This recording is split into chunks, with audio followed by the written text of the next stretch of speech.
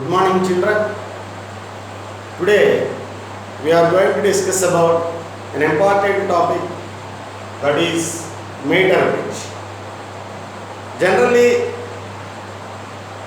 in a current electricity, there is one question: weightage in electric measuring devices.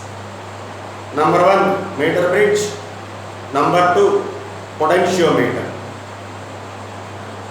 Out of them, I am first dealing about this topic, meter bridge. What is a meter bridge and under what principle this meter bridge works? This meter bridge is a device used to measure an unknown resistance with the help of a known resistor. And here this meter bridge works under the principle of Wheatstone's meter bridge.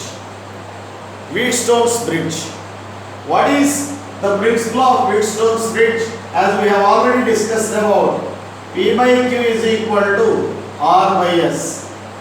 This is the principle of balanced Wheatstone bridge.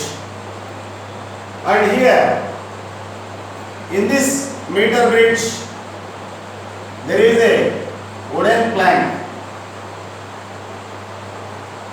To this wooden plank, a meter scale is attached just like this. And along this meter scale,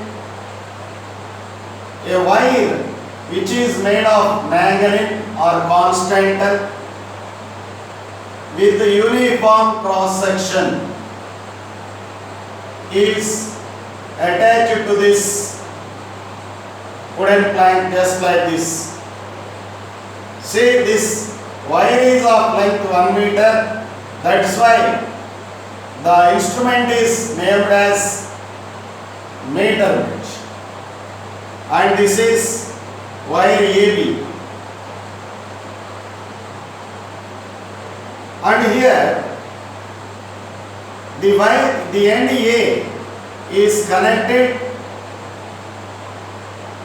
to a L-shaped copper strip just like this. B is also connected to an L-shaped copper strip just like this. You have to assume that the copper strip is of maximum cross section, so that we can assume that there is no resistance for this copper strip which are connected to both the ends of the wire A and B. And there is one more copper strip attached to the wooden plank between these L shape. And here I am going to connect this known resistor in the left gap. Say this known resistor is RK, KNOWN known, that's why RK, and the resistor for which we have to find out the resistance is connected in the right gap, and this resistance is taken as RUK, that means unknown resistance. And now the ends A and B are connected to a battery with the help of a tap key just like this. See here, this wire is of uniform cross section, so that the resistance of this entire wire are equal to rho into L by A.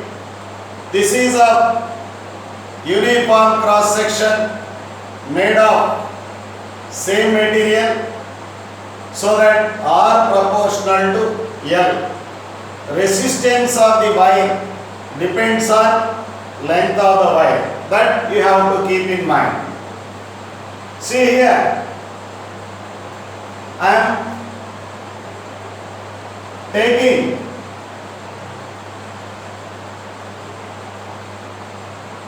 the mid part, that is mid segment of this meter bridge. It is connected to a galvanometer and it is connected to a high resistance box, and the other end of the high resistance box is connected to a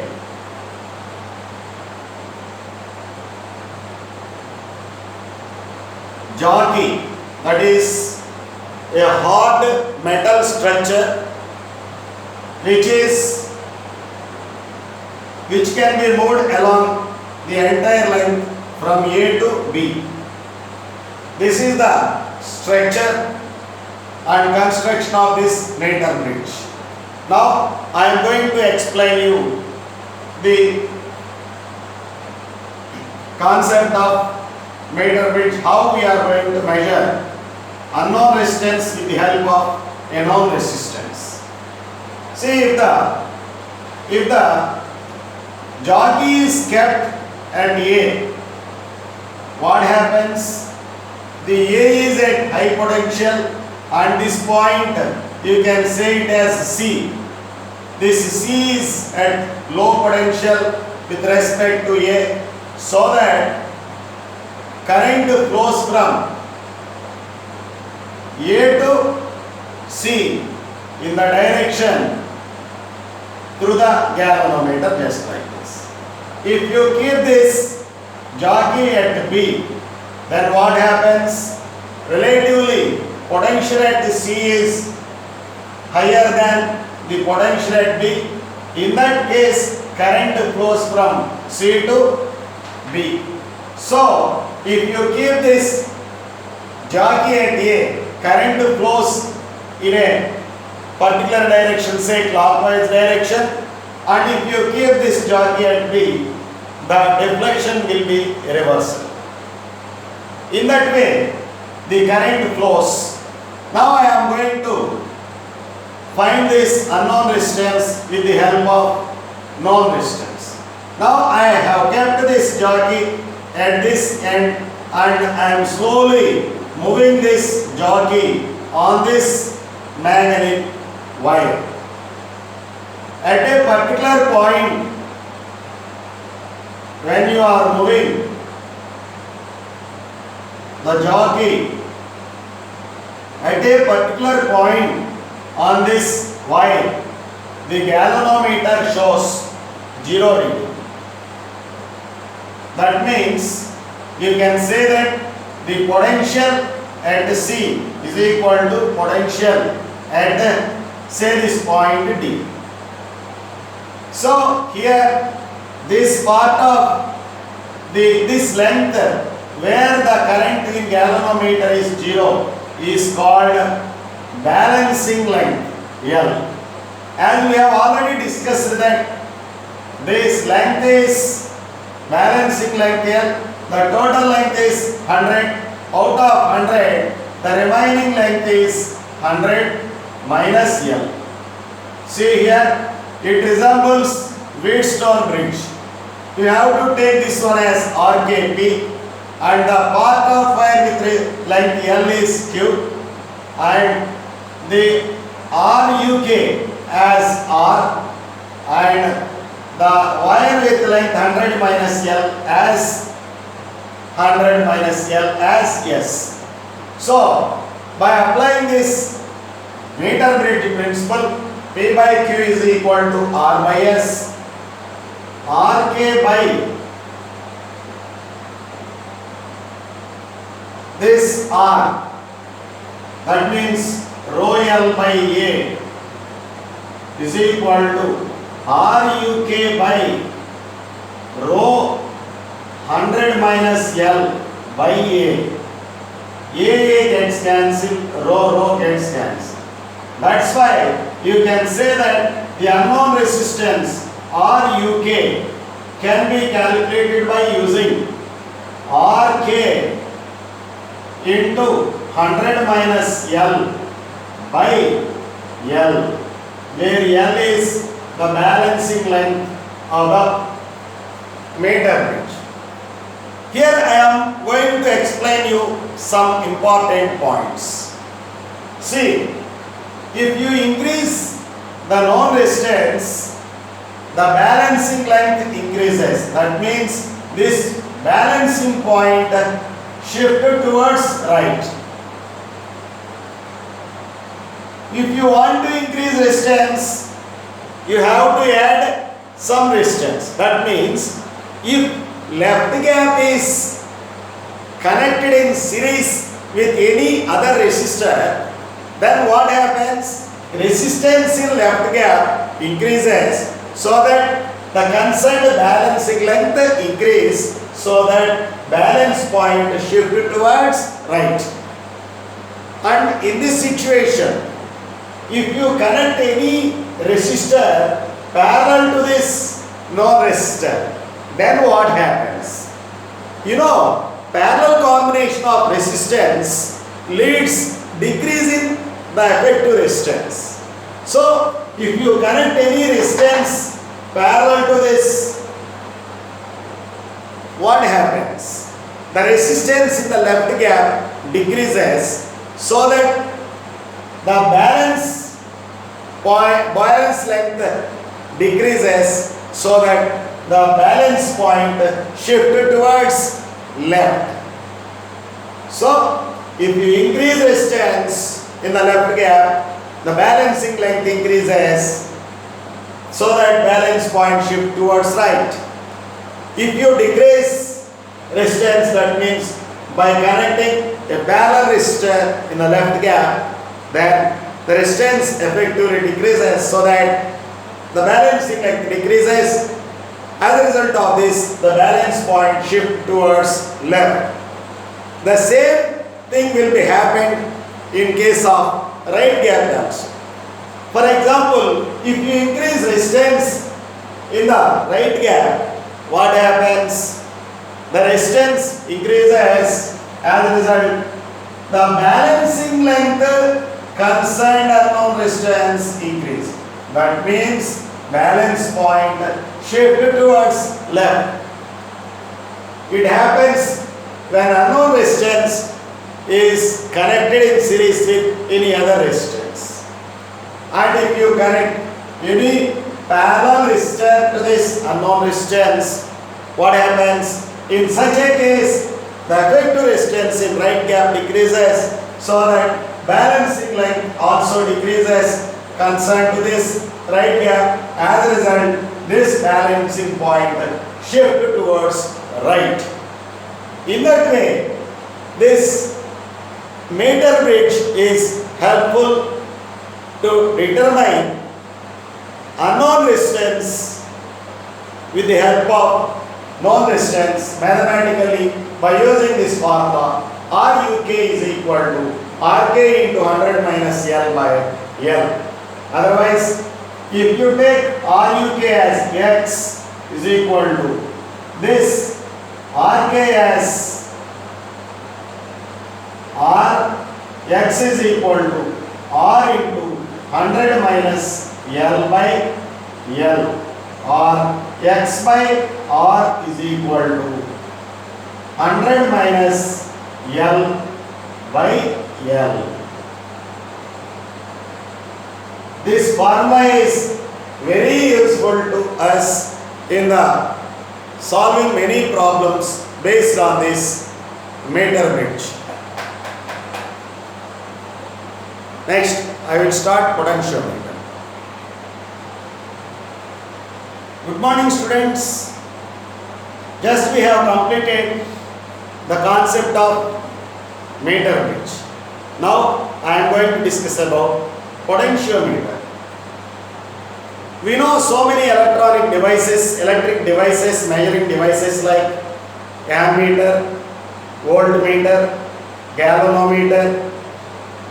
Like that, there is one more device, what we call it as potentiometer. It is a device used to measure potential difference across any part of a circuit, or it is a device which is used to determine the EMF of an unknown cell with the help of EMF of a known cell. And this is a device which accurately measures all the potential differences across any part in the circuit. There is one more device used to measure this potential difference across any part of the circuit, what we call it as voltmeter. But that voltmeter draws some current from the source of the circuit. That's why there is a little bit error involved in the measurement of voltmeter. The reading measured by voltmeter is not as much accurate as that of the reading occurred by using potentiometer. That's why this potentiometer is an essential device used to measure potential difference across any circuit, as great possibility as there is no error.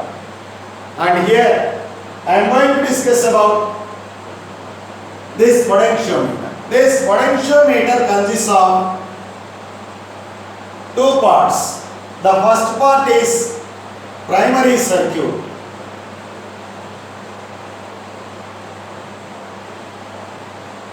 In this primary circuit,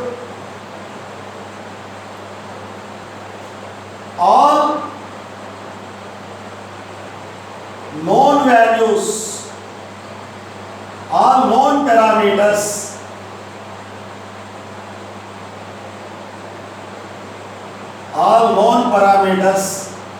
are involved. In the second one, secondary circuit. In this secondary circuit, all parameters are unknown. That unknown parameter is going to be determined by using this potentiometer. See, the potentiometer reading will be accurate as you use as high length as possible. Almost in this potentiometer we use a manganese or constant wire having uniform cross section, about length 10 meter. You can imagine the length 10 meter. We know our rooms, living rooms are just about the maximum 6 meters. But this length of the wire is about 10 meters. So long rooms are used in laboratories. And here how it is constructed. This potentiometer wire is having uniform cross section, and the length of the wire is here L, and throughout this length there is resistance, and the resistance of the wire is Rp, and here the ends are considered as AB. The end A is connected to the positive terminal of a cell. It may have some internal resistance, some R, and the EMF of this cell is EP, since it is connected in primary circuit, and this cell is a standard cell and its EMF is EP. It's also having some internal resistance R. And here there is a device connected, what we call it as a rheostat, which can control the current to flow constantly. That means if the current is increasing, the resistance in this rheostat is being increased so that current will be decreasing. If current falls in the primary circuit, what happens? What do? You have to decrease the resistance in the rheostat. In that way, by increasing or decreasing resistance in the rheostat, we can make the current in the primary circuit a constant feature. So, this resistance as Rs. See, in this primary circuit, there are three resistors connected in the same path as you observe carefully. So, what is the effective resistance in the primary circuit? This is Rp plus this is R plus this is Rs. What is the current in the primary circuit? Ip. This current in the primary circuit is considered as Ip is equal to Ep by Rp plus R plus Rs. If the cell is an ideal, then you can neglect this small r. What is Rp? Resistance across this potentiometer wire. And what is Rs? The resistance which you have added to this circuit in series with the help of rheostat. I am writing here rheostat.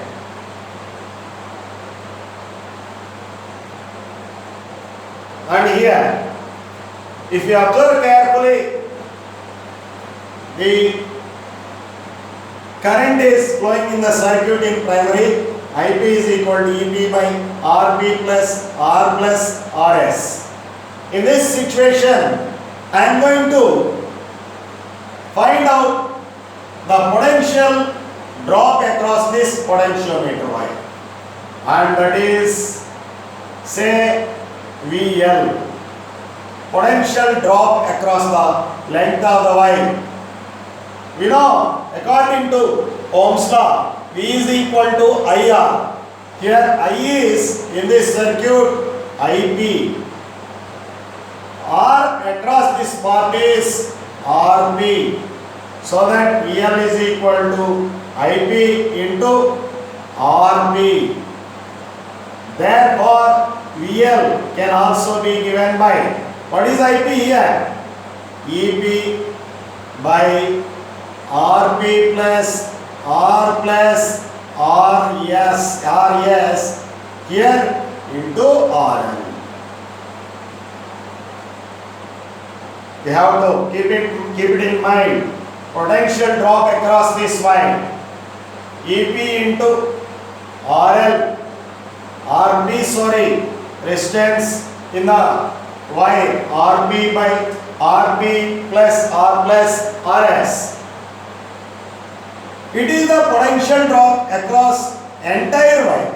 What is the potential drop per unit length? That what we call it as potential gradient. Potential gradient. What is potential gradient?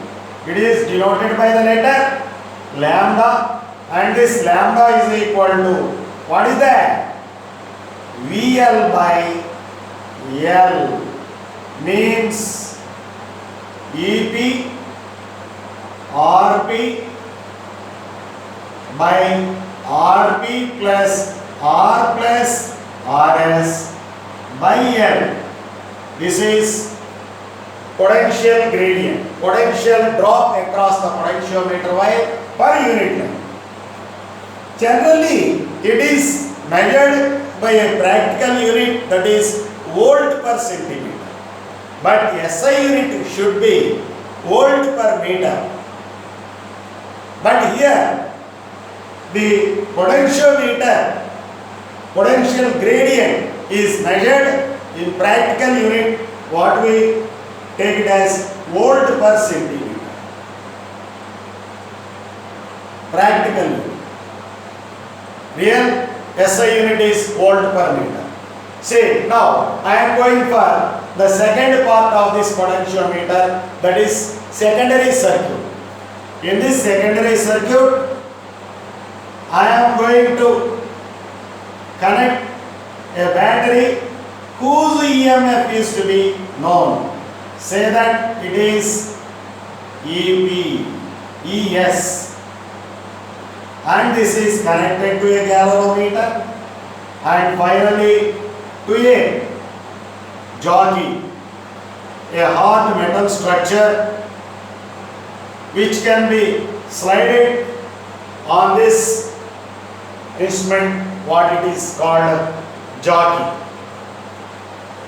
As you are moving this jockey from A to B, at a particular point, what happens if the jockey is at this point? What happens? The galvanometer reading becomes 0. This is what we call it as balancing length of this potentiometer wire. We know at this point the potential drop across the balancing length L is equal to the EMF of the cell connected in the circuit. For example, if you keep this jockey at this point, what happens? If the point is right, moved away, if this jockey is moved away towards right, what happens? The current flows in this galvanometer in this particular direction. If you move this galvanometer, this jockey to left, what happens? Current flows in this direction. So at balance point, there is no current in the galvanometer, so that this EMF of the cell in the secondary circuit is balanced by the potential drop across this potentiometer wire, that is V. As we have already known that lambda is equal to V by L, here V will be equal to lambda into that balance line. So EMF of battery in the secondary circuit, ES is equal to lambda into L. You know the value of lambda, that you can substitute here also. So that ES is equal to EP into RP into L by RB plus R plus RS into cap. Here, this small l is the balancing length and this capital L is the length of entire potentiometer wire. So in this way, you can use this potentiometer in order to determine the EMF of a cell, and there are some more applications of this potentiometer. We will discuss about them in the next class. Thank you.